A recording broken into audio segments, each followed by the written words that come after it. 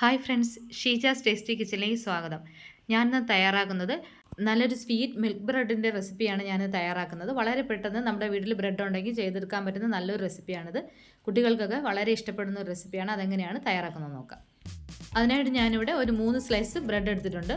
3-4 piece എടുക്കാവുന്നതാണ്. ആദ്യം നമുക്ക് ഓരോ സ്ലൈസ് ബ്രെഡിലും കുറച്ച് ബട്ടർ തേച്ച് കൊടുക്കാം.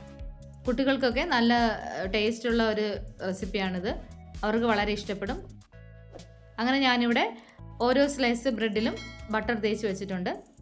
ഇനി നമുക്ക് ഈ സ്വീറ്റ് ബ്രെഡ് തയ്യാറാക്കുന്നതിനായിട്ട് ഒരു പാൻ അടുപ്പത്ത് വെച്ച് ചൂടാകുമ്പോൾ അതിലേക്ക് കുറച്ച് ബട്ടർ ഇട്ട് കൊടുക്കാം. ഞാനിവിടെ 1 ടീസ്പൂൺ ബട്ടർ ചേർത്ത് കൊടുക്കുന്നുണ്ട്.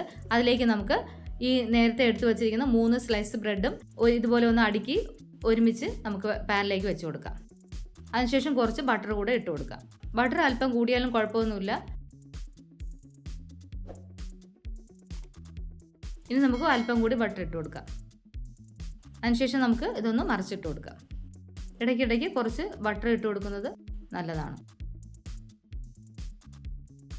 ഇനി നമുക്ക് ഇത് ഒരുമിച്ച് ഇങ്ങനെ ഒന്ന് ഓരോ സൈഡും ഇത് മൊരിച്ചെടുക്കാം.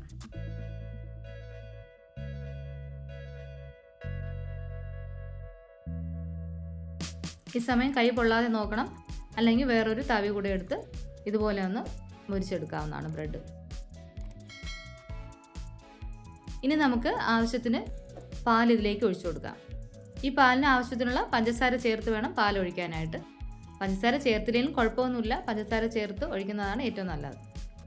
ഞാനിവിടെ ഒരു 1/2 കപ്പ് പാൽ ചേർത്ത് കൊടുക്കുന്നുണ്ട്. 1/2 മുതൽ 3/4 കപ്പ് പാൽ വരെ ചേർത്ത് കൊടുക്കാവുന്നതാണ്.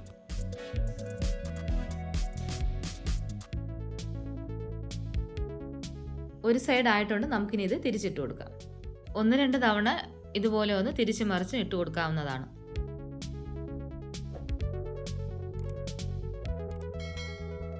നമ്മൾ ഒഴിച്ച പാലെല്ലാം ബ്രെഡ് വലിച്ചെടുത്തിട്ടുണ്ട്.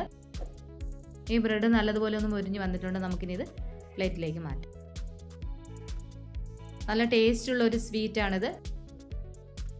ഇനി ഇതിലേക്ക് കുറച്ച് തേൻ ഒഴിച്ച് സെർവ് ചെയ്യാവുന്നതാണ്.